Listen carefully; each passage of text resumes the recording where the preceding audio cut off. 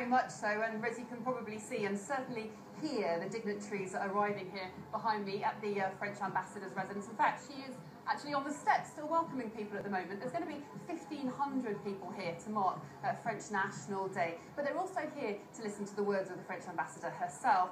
She'll be paying tribute, as you say, to British war veterans who'll be receiving a special honour. Amongst them this evening, John Shine from Orpington, who we've just been told, unfortunately, hasn't been able to make it this evening, and 98-year-old Michael Noss. Now, I went to speak to him earlier on today to find out how he feels about being awarded France's highest national honour, the Légion d'honneur.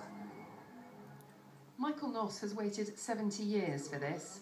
I don't know if I buffed them up sufficiently. To add to his precious service medals with France's highest award. I'm just over the moon. Better late than never. I'm very happy.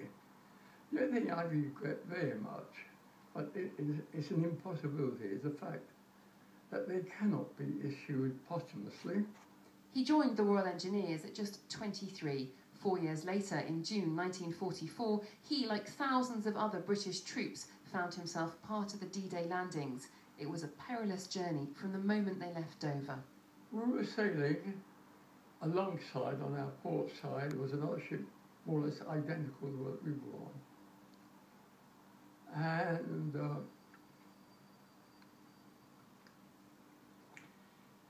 it got a direct hit. I was 50 yards away, and the sight that I shall never forget, and I'm sorry, I get so emotional, was the sight of bodies like rag dolls being blown off the ship. And by the grace of God, there go I.